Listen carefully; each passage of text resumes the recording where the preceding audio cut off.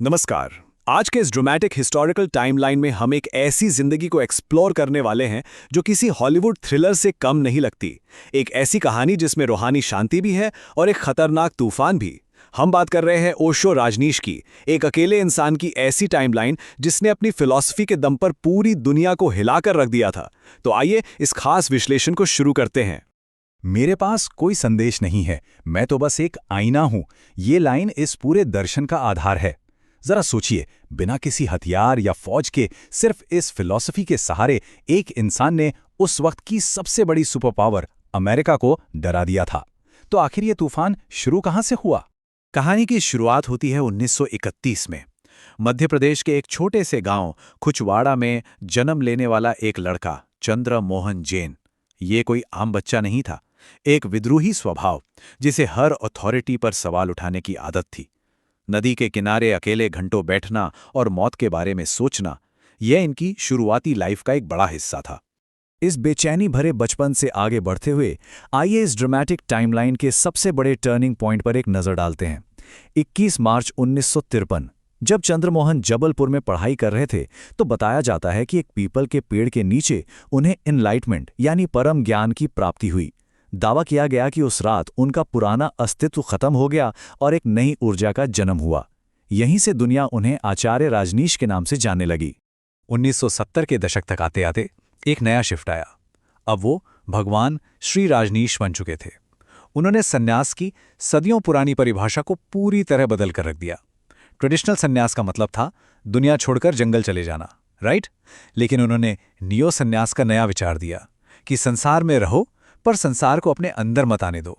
ये अपने आप में एक बहुत बड़ा सामाजिक झटका था। और यहीं से जन्म हुआ उनके सबसे आकर्षक, सबसे फैसिनेटिंग कॉन्सेप्ट का, ज़ोरबा द बुद्धा। एक ऐसा इंसान जो ज़ोरबा की तरह जीवन के हर भौतिक सुख का आनंद लेगा और अंदर से बुद्धा की तरह एकदम शांत और ध्यानी भी होगा। ये आइडिया इतना पावरफुल था कि पूरी दुनिया इसकी तरफ खींची चली आई। देखते ही देखते डॉक्टर्स, इंजीनियर्स और बड़े हॉलीवुड एक्टर्स इस नए दर्शन का हिस्सा बनने लगे। ये सारी भीड़ इकट्ठी हुई 1974 में पुणे के कोरेगांव पार्क में, जो बहुत जल्द एक कंट्रोवर्शियल सैंक्चुरी बन गया। यहाँ आने वाले देशी विदेशी अनुयायियों ने लाल और नारंगी कपड़े पहन लिए और गले में उनकी तस्वीर वाली माला डाल ली। ये नज़ारा सच में एक अनप्रेसिडेंटेड स्पिरिचुअल मूवमेंट की शुरुआत था। अब उस मानसिक शांति को पाने के लिए उन्होंने चुपचाप बैठने वाले ट्रेडिशनल ध्यान को छोड़कर डायनामिक मेडिटेशन की नई विधि सिखाई। इसमें पहले जोर जोर से सांस लेना होता था, फिर चिल्लाना, रोना, नाचना और अपनी सारी दबी हुई भावनाएं बाहर निकालना, और अंत में एकदम कंप्लीट साइलेंस। इस केओटिक मेथड का मकसद ही यही था कि लोगों के दिमाग को पूरी तरह से खाली किया जा सके। लेकिन इस हिस्टोरिकल टाइमलाइन का सबसे बड़ा और शॉकिंग ट्विस्ट आता है 1981 में। ओशो अचानक इंडिया छोड़कर अमेरिका चले गया। बताया जाता है कि इस अचानक रिलोकेशन के पीछे उनकी खराब तबीयत और उनकी बेहद एम्बिशियस सेक्रेटरी मार्क आनंद शीला की योजना थी। यहां से इस साम्राज्य का उत्थान और पतन दोनों ही एक नए और खतरनाक दौर में एंटर करते हैं। अमेरिका के ऑरेगन स्टेट में एक बंजर रेगिस्तान खरीदा गया और देखते ही देखते उस डेजर्ट को रातों रात एक मॉडर्न यूटोपियन शहर में तब्दील कर दिया गया। इस नए शहर का नाम रखा गया राजनीशपुरम। इसका स्केल देखिए, 64,000 एकड़। यह सिर्फ एक आश्रम नहीं था, 64,000 एकड़ जमीन पर फैला हुआ यह शहर अपने आप में एक अलग दुनिया थी, जिसका अपना एयरपोर्ट था, अपनी प्राइवेट पुलिस फोर्स थी और आधुनिक शॉपिंग मॉल्स थे। और अगर इस दौर की दौलत का अंदाजा लगाना हो तो बस इस नंबर को देखिए, 93। उनके पास अनबिलीवेबल 93 रोल्स रॉयस कार्स का काफिला था। हर रोज वो इस लग्जूरियस फ्लीट में बैठकर निकलते और हजारों फॉलोअर्स उन पर फूल बरसाते थे। उनका साम्राज्य और उनकी शोहरत अपने पूरे चरम पर थे। लेकिन जब इतना बड़ा एम्पायर खड़ा होता है तो टकराव आना तय है। इतनी बड़ी संख्या और इतनी बेहिसाब दौलत ने लोकल लोगों और यहां तक कि अमेरिकन सरकार को बुरी तरह डरा दिया। उन्हें लगने लगा कि ये एक डेंजरस कल्ट है जो उनके जमीन पर कब्जा कर रहा है। इस डर ने आगे चलकर एक भयंकर विरोध का रूप ले लिया। और यहीं से हम पहुंचते हैं इस द क्लाइमैक्स पर, कंट्रोवर्सी और बायोटेरर। यहां से कहानी का सबसे अंधेरा हिस्सा शुरू होता है। सोर्स मटेरियल के अनुसार मां आनंद शीला और उनकी कोर टीम पर आरोप लगाए गए कि उन्होंने लोकल इलेक्शंस जीतने के लिए शहर के रेस्टोरेंट्स में सैल्मोनेला बैक्टीरिया मिला दिया। 750 ये उन लोगों की संख्या है जो इस घटना की वजह से बीमार पड़ गए। इसे अमेरिका के इतिहास का सबसे बड़ा बायोटेरर अटैक माना जाता है। इस भयंकर घटना के बाद का अंजाम पूरे केओस से भरा था। FBI ने पूरे आश्रम को घेर लिया। हालात बिगड़ते देख मां आनंद शीला आश्रम छोड़कर यूरोप भाग गई। इस धोखे के बाद ओशो ने आखिरकार सालों से चला आ रहा अपना मौन तोड़ दिया और ओपनली शीला पर कई गंभीर आरोप लगाए।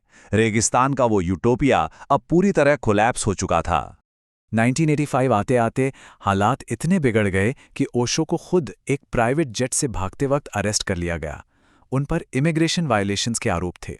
लेकिन कस्टडी के उस दौर की सबसे बड़ी कंट्रोवर्सी ये रही कि फॉलोअर्स ने दावा किया कि जेल में ओशो के खाने में धीमा जहर यानी थैलियम मिलाया गया, जिसने उनके शरीर को हमेशा के लिए अंदर से तोड़ दिया।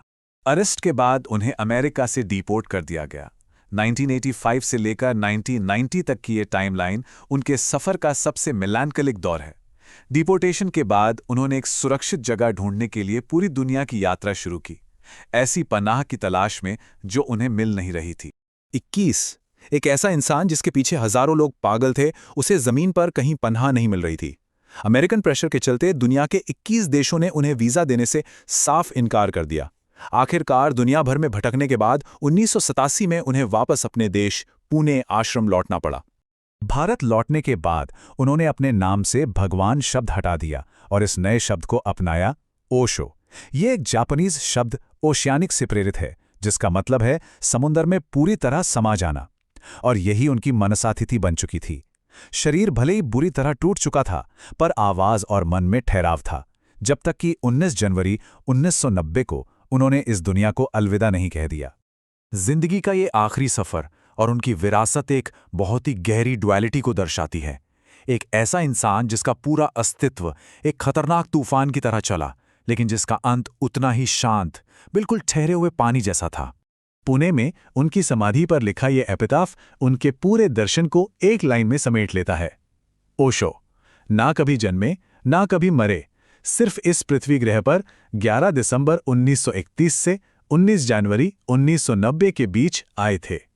जाते जाते वो अपने पीछे एक ऐसी विरासत छोड़ गए जिसका असर आज भी दिखता है। आज उनके प्रवचनों का कलेक्शन 600 से ज्यादा किताबों में मौजूद है, जो सिखाता है कि बिना डरे कैसे जिया जाए और अपने सवालों के जवाब अपने ही अंदर कैसे खोजे जाएं। तो इस पूरे सफर को देखने के बाद एक बड़ा सवाल पीछे छूट जाता है। उनकी सिखाई हुई उस रूहानी शांति और उसके इर्द गिर्द बने उस तबाह करने वाले तूफानी साम्राज्य को हम आखिर एक साथ कैसे रिकंसाइल करें? क्या हम कभी उस रहस्य को पूरी तरह सुलझा पाएंगे जो ओशो राजनीश थे? यही वो विचार है जिसके साथ हम आज का ये विश्लेषण खत्म करते हैं। इस खास प्रस्तुति से जुड़ने के लिए आपका बहुत बहुत शुक्रिया।